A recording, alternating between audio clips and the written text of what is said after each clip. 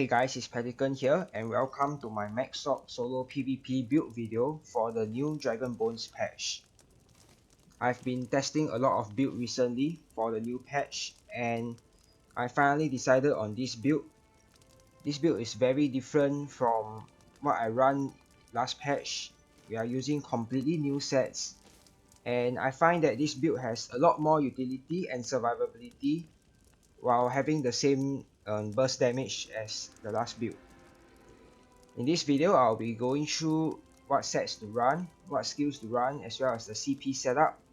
And without further ado, let's get right into the build.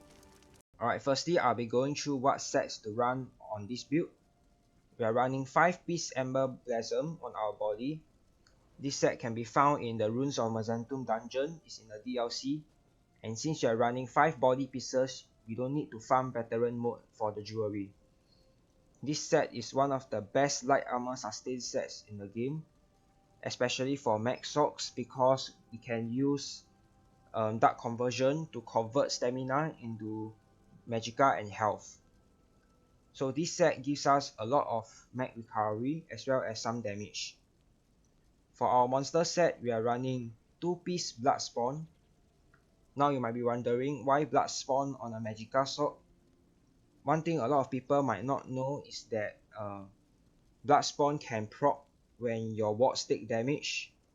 So even though the resistance does not help when your wards are up, when you are taking a lot of pressure, you will take damage to your health, and bloodspawn will save you when your wards are down. Bloodspawn also gives us a lot of ultimate regen, so we can use our restro out or your offensive ultimate more often. Bloodspawn also gives us stamina recovery, so combined with Ember Blossom, we have a lot of stam sustain. We are running heavy and medium.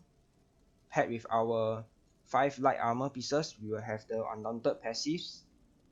And we are running all max Magicka enchantments because we are also running the tri-stack food, so we don't really need any prismatic glyphs. We are running 5 impen, 6 impen and 1 well fitted. Now the reason I'm running so much impen on this build is because I only run 1 ward. I don't run harness Magicka. So if you feel like you want to run harness Magicka, you can drop some impen pieces, maybe have around 2 or 3, and run more well fitted infused or divine pieces. On our front bar, we are running the Master Inferno staff. This staff can be found in Veteran Dragon Star Arena. You can also run a shock staff if you are unable to find the Inferno staff. This staff is one of the best things that a Mag Sword can have right now, because ever since our frag stuns have been removed, we don't really have a good crowd control except for Rune Prison, but Rune Prison takes up an additional bar slot. With this staff equipped, your flame reach will hit as hard as crushing shock and actually cost less. I've been able to hit 10k flame reaches on really squishy people, so this staff is really strong for a Mag Sword. We are running the shock damage enchantment. This is the best enchantment for Mag Sword in my opinion, because it benefits 5% more damage from our class passive, and it also applies minor vulnerability, which increases our damage done by 8%. For the trait, I'm running sharpen. You can run nirn if you want, it's not much difference. And you can also run infused. Infused will make your enchantment hit much harder and twice as often, which also increases the uptime of minor vulnerability. So infused is not a bad choice either. On our back bar, we are running the Maelstrom restoration staff.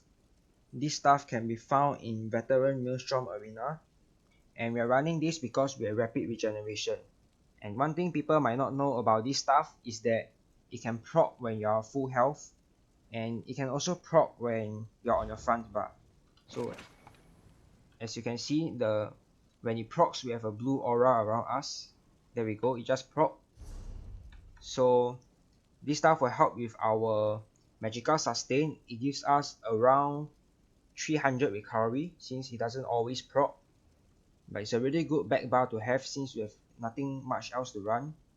And we are running weapon damage enchantment and infused. So essentially what you want to do is light attack on this bar and then swap to your front bar and begin your burst combo. This will add a lot more damage to your combo. If you are unable to run Ember Pleasant because you don't have the DLC, you can always run 5-piece Shackle Breaker. Shackle Breaker is a crafted set, so you can ask someone else to craft for you. And if you're running Shackle Breaker, do keep in mind to swap out the Tri-Stack Fruit for the Witch Mother's Potent Brew. Otherwise, we have too much max stam and not enough Magicka Sustain. Alternatives to bloodspawn, you can run the Engine Guardian. Engine Guardian is a really good sustain set for Max Sword because we cast a lot of skills and this will make it proc a lot more often. If you want more damage, you can run Slime Crawl. With Slime Crawl equipped, you will be able to one-shot most people in Zero Deal who are not tanks. You can also run Shadow Ren if for dueling. Shadow Ren is pretty much a 100% uptime for minor maim in duels, and it also hits quite hard. And the Magicka recovery is also more beneficial than stamina recovery in a duel, since we don't need that much stam recovery in a duel. So other than that, for our potions, we are running the spell power pot. We don't have a source of major sorcery and major prophecy, so this is a really good potion to run. I also have some detection pots in case there are some Nightblade stealthing around, so you can review them. We are also running the Mage Mundus Stone. Having more max Magicka is always better than more spell power for a max sword because our ward scales off Magicka only. We are also a stage 3 vampire. The reason we are a vampire is because we have high Magicka and stamina recovery, so this will go really well in line with the vampire passive. Vampires also take less damage when their health is low, so this can really help you recover quickly. You don't really need stage 4 unless you want to sneak around a lot, because vampires also take more fire damage, so you have to be more careful around mag decays. We are also a high elf. High elf is the best class for a sorcerer in my opinion. You can also go Argonian or Breton, but I prefer high elf. Alright, now I'll be going through what skills to run on this build. On our front bar, we are running Boundless Storm, Sea Frags, Flame Reach, Haunting Curse, Endless Fury, and Dawnbreaker. Boundless Storm will be our mobility along with Streak. It will also give us a lot of resistance when our wards are down, so when paired with bloodspawn and the crit resistance, it will still be tanky and quite hard to kill without our wards. Boundless Storm can also proc Implosion, and is good against Nightblades as you can use it to pull them out of stealth. Sea Frags will be our main burst. Try to cast this when the proc is up. Flame Reach, it will be our spammable as well as our CC with the Master Destro staff. Haunting Curse will be our burst as well. Try and time this together with the Crystal Frags for a massive amount of burst. Endless Fury will be our execute. You can cast this skill before or after your burst, it doesn't matter. And if an enemy dies by this skill, you also restore a lot of Magicka, so this is quite good for sustain as well. For our ultimate, we are running Dawnbreaker. You might be wondering why Dawnbreaker on the max sword. The thing is we don't have Rune Prison, so Meteor isn't that good, and other than Meteor, we don't really have any other good burst ultimates. So Dawnbreaker will benefit from our Sorcerer passive, and it also hits harder against vampires and werewolves, and it also has additional damage over time. But most importantly, this skill is instant cast, and you can use it after your burst for additional damage. On our back bar, we are running Dark Conversion, Streak, Rapid Regeneration, Hardened Ward, Healing Ward, and Light Champion. Dark Conversion will be part of our sustain. It also has a pretty decent heal, and it only costs 2k stamina. The main reason I'm using this patch is because it can no longer be interrupted when you have your CC immunity up, so it makes this skill a lot more reliable. Do take note not to cast it when your stamina is low, otherwise you might not have the stam to break free. And also, do not cast it when you're taking too much damage, otherwise you might die. A good tactic to use is to shriek around a corner for some line of sight, and then you can cast your conversion safely. Shriek will be our mobility. It also does a fair bit amount of damage. You can use it to execute. You can also proc implosion, and I like to use it to pull Nightblades out of stealth as well. Do take note not to cast these too many times in a row, since the cost will keep stacking, and by the 4th cast it will probably cost like 8 to 9k Magicka. One really good way to use Shriek when you are outnumbered is to constantly shriek past the enemy every 8 seconds or so that it will constantly take advantage of their CC cooldown, and it will also let you cast your buffs and recover if you are low health. We are running rapid regeneration. This will be our heal over time. It's a pretty strong heal over time, and with the maelstrom restoration, it will also give us some sustain. This skill is also really good in groups because you can apply it to lots of allies. We are running hardened ward. Hardened ward will be our main defense. This skill only scales off max Magicka, which is the reason we have over 40k Magicka. We are also running healing ward. Healing ward will be you should only use this skill when you are low. The lower your health, the more powerful the skill will be. Above 60%, you don't really need to cast this because you can just cast hardened ward and your rapid regeneration will bring you back to full health. Light champion, this will be our defensive ultimate. You can also use this offensively since it gives major force, which increases your critical damage, and you're also very hard to kill when this ultimate is on. Do take note you are not completely invincible with this skill on. You can still die if you are taking too much damage and you have defile on you. So to be safe, after you cast this skill, you should cast hardened ward. One thing people might not know about this skill is that the major force and major protection actually lasts 10 seconds. This is because it refreshes every tick. So after the last tick, it will still last another 5 seconds.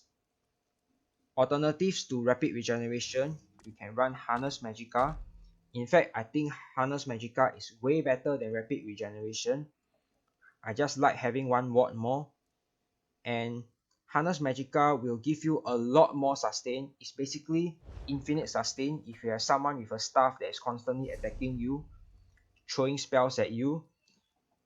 Since it also gives you an additional ward, it will also make you are also a lot more survivable when you are attacking, because instead of only one ward, you have 2 wards that the enemy has to go through before they start taking down a health. So I highly recommend running Harness Magicka if you do not have the Maelstrom Restoration, or if you are new to SOC. This is a much better skill than Rapid Regeneration in my opinion.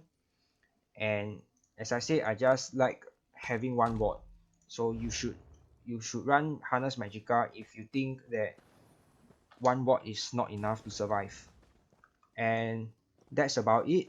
And let me show you my burst combo. Basically, you would like to proc your